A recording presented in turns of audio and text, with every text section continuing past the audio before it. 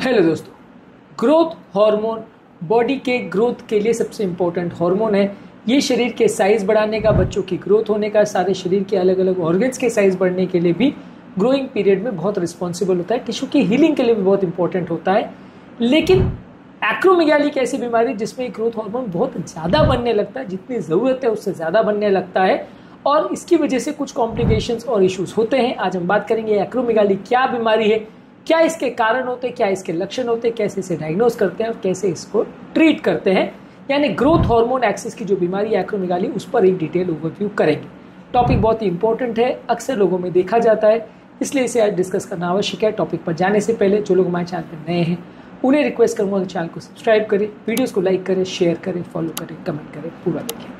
Topic का हर एक point बहुत ज़्यादा इंपॉर्टेंट है, बहुत रेलेवेंट है। 5 में इसे हम डिस्कस करेंगे और साथ में इंपॉर्टेंट क्लिनिकली रेलेवेंट फीचर्स भी आपको बताते रहेंगे, इसलिए वीडियो को अंत तक देखिएगा। चलिए शुरू करते हैं पॉइंट वीडियो।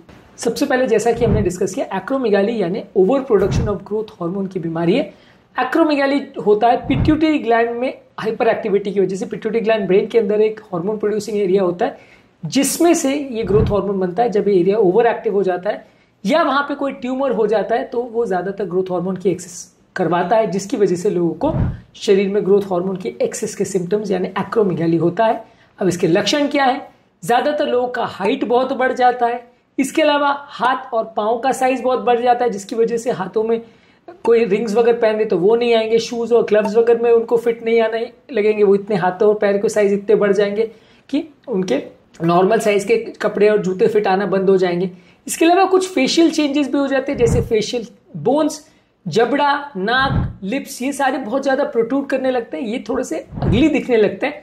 कई बार लोगों को लगता है कि ग्रोथ हार्मोन ज्यादा होने से हाइट बढ़ेगी और हाइट ज्यादा बढ़ेगी तो वो बहुत अच्छा दिखेगा, आदमी ज्यादा टॉल दिखेगा, पर वैसा नहीं होता, क्योंकि यहाँ पे ये आपका फेस को अलग अलग जगह से इस तरह से बढ़ाता है कि आपका लुक अच्छा होने के बदले उल्टा बुरा हो जाता है। एक्रोमेगालॉइड फेसेस जो है वो बहुत अच्छे नहीं दिखते, उल्टा थोड़े से खराब ही दिखते हैं।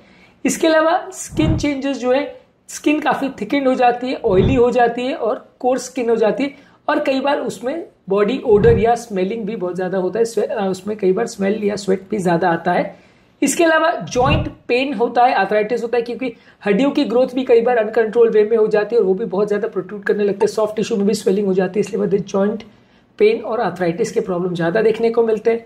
इसके अलावा अलग अलग ऑर्गन्स का साइज भी बढ़ जाता है, हार्ट का, लिवर का, किडनी का, इनका साइज भी बहुत बढ़ जाता है। विजन में भी प्रॉब्लम देखने लगती है, क्योंकि ऑप्टिक नर्व्स के कंप्रेशन की वजह से, पिट्यूटरी ट्यूमर की वजह से कई बार विजन में भी प्रॉब्लम्स देखने को मिलती है। सर दर्द भी हो सकता है, क्योंकि अगर पेशेंट को पिट्यूटरी ट्यूमर है तो उससे भी ब्रेन का प्रेशर बढ़ सकता है, उससे भी सर दर्द हो सकता है।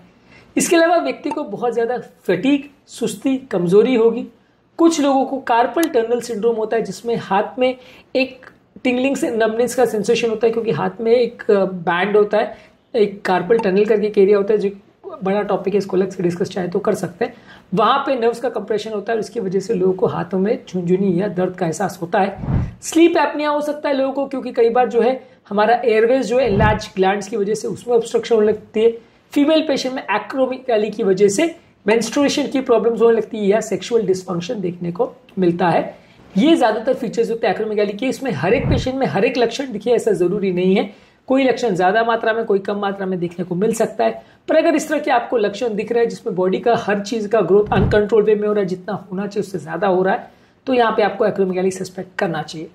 इसको क्लिनिकल इवैल्यूएशन ऑब्वियसली जो फीचर्स है उसके बेसिस पे करेंगे। या तो ब्लड टेस्ट में सीरम IGF लेवल यानी इंसुलिन लाइक ग्रोथ फैक्टर 1 का लेवल्स आप चेक करते हैं, जो कि एक्रोमेगाली में सबसे बड़ा मार्कर होता है और ये बढ़ा रहता है। इसके अलावा आप ओरल ग्लूकोज टॉलरेंस टेस्ट करते हैं। नॉर्मल व्यक्ति में जब आप ग्लूकोज ओवरलोड करते हैं तो ग्रोथ हार्मोन के लेवल्स कम होने चाहिए, एक्रोमेगाली में कम नहीं होते हैं, तो ये भी एक इनडायरेक्ट इंडिकेटर है कि व्यक्ति को एक्रोमेगाली है। इसके अलावा MRI या CT स्कैन करके पिट्यूटरी में ट्यूमर है यानी वो आप देख सकते हैं, और कितने साइज का ट्यूमर है, कितना बड़ा ट्यूमर है, ये सारी चीज़ों को आप असेस कर सकते हैं, सर्जरी के ऑप्शन असेस कर सकते हैं।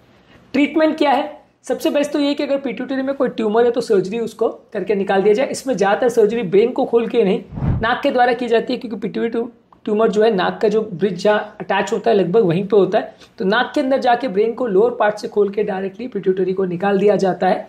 और बाद में फिर जो हॉर्मोन्स है, क्योंकि ऑब्वियसली पिट्यूटरी का जो ट्यूमर आप निकाल रहे हो तो पूरा पिट्यूटरी चला जाएगा और ये बहुत सारे important hormones including thyroid stimulating hormone, और आपके steroid producing hormones, growth hormones, बहुत सारी चीज़ों को बनाता है। तो ये हार्मोन सारे ही चले जाएंगे। जैसे ही चले जाएंगे तो आपको अलग से हार्मोन रिप्लेसमेंट थेरेपी पेशेंट को देना पड़ेगा। इसके अलावा कुछ मेडिसिन जैसे सोमैटोस्टैटिन एनालॉग्स जैसे ऑक्ट्रोटाइड और लैंड्रियोटाइड आप पेशेंट को देते हैं। इसके अलावा GHRH रिसेप्टर एंटागोनिस्ट यानी कि पेग्विसोमन करके एक दवाई जो कि ग्रोथ हार्मोन के इफेक्ट को ब्लॉक करती है।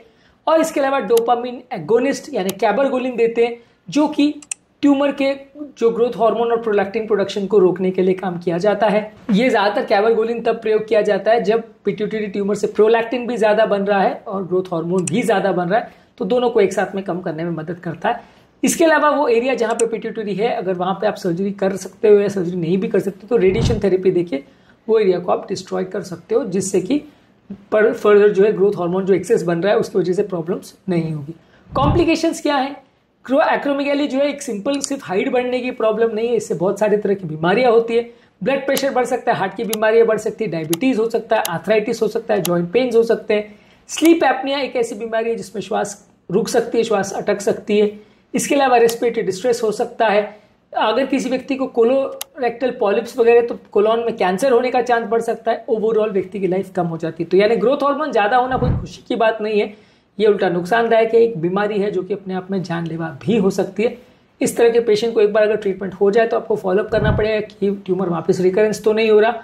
रेगुलर व्यक्ति के ग्रोथ हार्मोन लेवल्स और IGF लेवल्स को मेजर करना पड़ेगा और पेशेंट एजुकेशन आपको करना पड़ेगा कि ट्यूमर के बारे में, इसके इफेक्ट्स के बारे में, और जो हार्मोन सप्लीमेंट्स आप अलग से दे रहे हो उसके इफेक्ट्स और साइड इफेक्ट्स के बारे में आपको पेशेंट को एजुकेट करना पड़ेगा, उसके साइन सिम्टम्स के बारे में और कब उन्हें डॉक्टर को रिपोर्ट करना, ये सारी चीज़ों के बारे में आपको पेशेंट एजुकेशन करना पड़ेगा।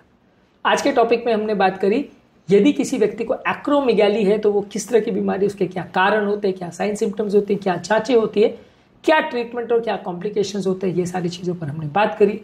इसके अलावा और बहुत सारे हार्मोन्स और बहुत सारे इश्यूज़ पर हमने अलग अलग वीडियोज़ अपने चैनल पर किए हैं। उम्मीद करूंगा कि आज के टॉपिक में आपको कुछ नया जानने को मिला होगा। टॉपिक एंड करने से पहले जो लोग हमारे चैनल पर नए हैं उन्हें रिक्वेस्ट करूंगा कि चैनल को सब्सक्राइब करें, वीडियोस को लाइक करें, शेयर करें, फॉलो करें, कमेंट करें, पूरा देखें, क्योंकि इस तरह का इंपॉर्टेंट और यूजफुल कंटेंट हम आपके लिए लाते रहते हैं।